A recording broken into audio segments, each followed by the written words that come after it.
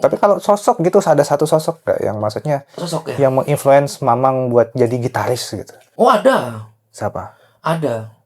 Indonesia apa mancanegara nih? Kalau mancanegara deh. Ah, mancanegara dikasih 1, 2, 3. Banyak soalnya semuanya. banyak ya. Satu Banyak. deh, satu. Satu ya? Satu. Yang mempengaruhi banget. Banget itu. Oh, aku Eddie Van pengen Halen jadi. aku. Sudah aku duga. Eddie Van Halen. Jadi Mang, kan kadang-kadang kalau di studio sama di live kadang-kadang bawa alatnya kan sama nih. Seumpama kita tweaking di sini. Kadang-kadang kan Trident ini kan kadang-kadang dibawa manggung juga, kadang-kadang dibawa buat rekaman Selalu, juga. Ada nggak sih yang ngebedain tweaking kita rekaman sama tweaking di panggung tuh, ada nggak sih? Biasanya aku kalau tweaking Trident, contoh kalau buat panggung ya, aku tweakingnya lewat monitor dulu nih di rumah.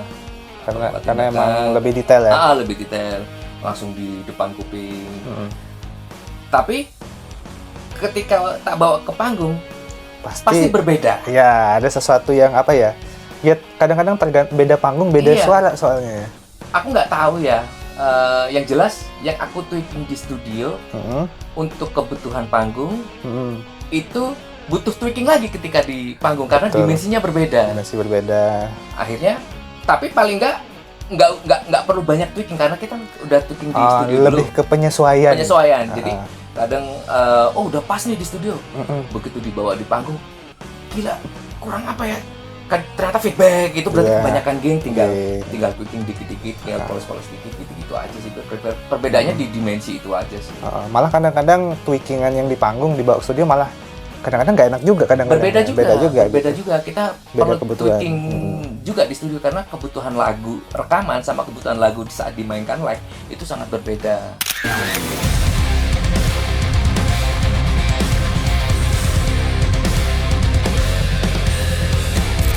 Oke, writer block mentok ide. Waduh, kita sering banget ya.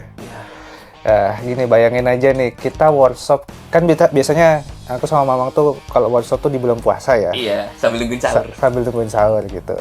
Kan ayo ini sambil nungguin sahur. Rentang waktunya banyak tuh dari jam 8 malam sampai jam 4 pagi. Kadang-kadang ya kita nggak nemu apa-apa. Iya. Kadang-kadang cuma ngobrol. Tiduran sambil itu pasti ya manusiawi. Ya. Tapi di saat kita menemukan sebuah ide, terus lalu direspon sama mood kita yang bagus, itu justru bisa cepat. Kita pernah dapetin 2 atau 3 lagu dalam waktu sambil nungguin sahur itu. Jadi memang itu tadi aku bilang kalau workshop memang kita harus diselingin ngobrol. Jadi kita ngebangun sebuah ya sama ini sih yang aku pelajarin selama ini ya. Ketika udah stuck mentok itu ya udah nggak usah dipaksain sih. Malah kemana-mana nanti. Ujung-ujungnya nanti dengerin lagi kok gini sih. Kadang-kadang kayak gitu kan. Jadi kalau emang udah stuck ya udah stop. Lebih baik ngobrolin apa gitu. Sama aku dulu juga gitu. Sebelum ngerjain sama kamu tuh ngobrol terus gitu. Ternyata sama gitu dengan aku ketika aku ngelakuin di 2 album terakhir, ketika kamu masuk di produksi kotak gitu, waktu aku mau produksi ternyata sama juga gitu. Tapi paling nggak dengan masuknya Ian itu aku fresh gitu, aku butuh ide-ide baru dari anak-anak muda gitu. Itu buat aku memunculkan sebuah ide baru. Kadang-kadang nggak kepikiran fresh, jadi nggak kepikiran, aku butuh anak muda. Gitu. Aku tetap muda kan. Kadang-kadang aku juga pernah stuck gitu. Pernah stuck ya, nyari sound terus gini terus tiba-tiba Mamang yang nyeletuk. Oh, coba balikin yang tadi, padahal bagi aku tuh gitu, padahal bagi aku tuh ini kurang nih gitu. Tapi Mamang itu pasti punya celah. Oh, ini bisa nih Yan, pakai sound ini tapi diginiin. Nah, kadang-kadang kita saling bantu ketika satu stuck, satunya yang nanti yang men-trigger gitu. Ya gitu. Itu harus harus itu gitu. Itu yang dibutuhkan sebuah produser ya. Produser harus punya insting kepekaan terhadap situasi di mana di saat kamu nyari sound gitu. Tiba-tiba aku itu balikin lagi itu yang cocok gitu. Itu dibutuhkan insting seperti itu gitu. Ada kalanya ketika kita udah bagian musik udah jadi, yang coba cariin sound di bagian yang ini kayaknya butuh pad, tapi padnya jangan halus, padnya yang lebar gitu. Yaitu seorang produser tuh dibutuhkan insting seperti itu memang karena tugasnya produser itu kan ngebungkus ya. Iya, ngebungkus buat magerin juga buat gitu. magerin juga gitu. Karena kalau emang gak ada produser, aku pasti akan kemana-mana soalnya. Iya, gitu. makanya tak magerin gitu kan. Makanya gue kan langsung nyari terus, tapi aku tuh sambil tiduran. Bob, itu balik. Nah, kayak gitu-gitu. Sering banget ya? Iya, sering banget tuh, sering banget.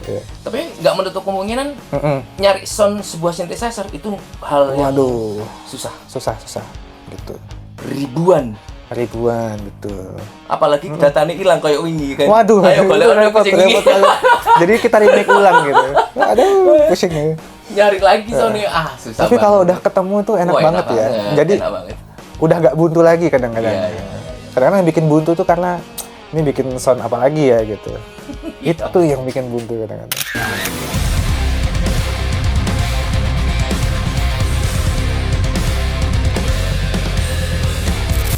Kembali lagi ya, kalau pemainnya setup aku zaman dulu sebelum pakai digital gitu kan, kamu tahu efekku kan banyak tuh mobil-mobilan. Iya betul, rame ya.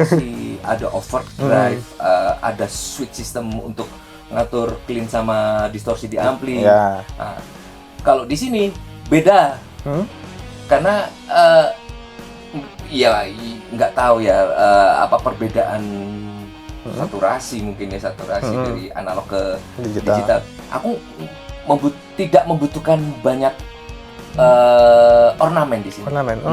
Aku cukup pakai ampli sama capsim tok. Kamu boleh lihat, aku nggak pakai EQ itu. Iya. Nggak pakai EQ karena EQ-nya amplinya sendiri pun sudah mumpuni menurut aku. Oh iya, berarti EQ-nya itu emang dari ampli simulatornya ya? Nggak ditambahin GEQ dan lain-lain ya? Oh, okay. Biasanya kan kalau digital zaman dulu aku tambahin tuh kurang gandem ini, kasih booster lagi, overdrive biasanya. Model TS kayak atau aku setup di sini nggak pakai, cuman ampli sama capsim tok. Oh, oke. Di area menurutku cukup mumpuni yang tidak memerlukan banyak tweaking. Oh, oke. Ini sangat compact, makanya aku cocok banget. Makanya kalau di panggung sekarang kalau nggak ada trident mati aku. Otaknya di sini soalnya. Kalau dulu luweh ya, nggak ada. Cuek aja aku, colok ampli bunyi jegar gitu kan. Sekarang otaknya di sini aku.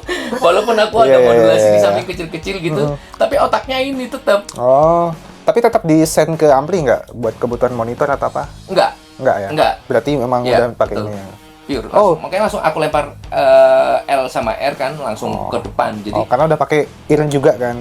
Pakai it. Aku sedikit ngasih